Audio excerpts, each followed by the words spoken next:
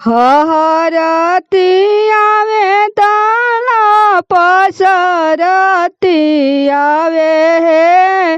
चिमुटी शबद दल पसरती आवे हे चिमुटी शबद दल पसरती आवे हे से सुन डेरा गन बेटी के पापा राजा है देखी बरतिया जे हनी लेके वाड़ा है देखी बरतिया जे हनी लेके वाड़ा है तना बरतिया समधि के करासी रे आयो है बिहासी बिहासी बोले बेटा के पापा राजा है ये ताना बरतिया समझी तुम्हारे सिरे आयो है ये ताना बरतिया समझी तुम्हारे सिरे आयो है हरती आवे दाला दहरती आवे हे हरती आवे दाला दहरती आवे हे चिमुटी शबद दल पसरती आवे हे चिमुटी शबद दल पसरती आवे हरती आवे दल पसरत आवे हरती आवे दल दहरती आवे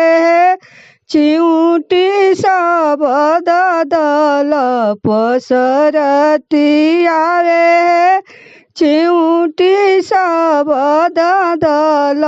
पसरती आवे से सुन डेरा गन बेटी के चाचा राजा है देखी बरतिया के हनी लेके वाड़ा है ये तना बरतिया समझ के करासी रे आयो है हंसी हंसी बोले बेटा के चाचा राजा है ये ताना बरतिया समझ तुम्हारे सिरे आयो है हरती आवे दाला पसरती आवे हे हरती आवे दाला दहरती आवे हे चिमुटी शबद दल पसरत आवे हे चिमुटी शबद दल पसरती आवे से सुन डेरा गैल बेटी के भैया राजा ये देखी के बरतिया के हन लेके वाड़ा है देखी के बरतिया के हन लेके वाड़ा है ये तना बरतिया जीजाजी के करासी रे लायो है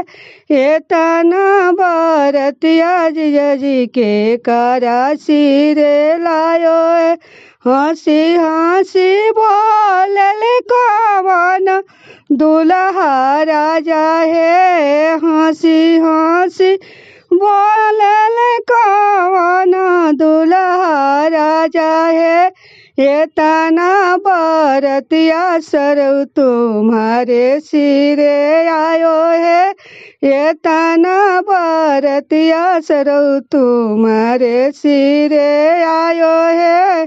हरती आवे दाला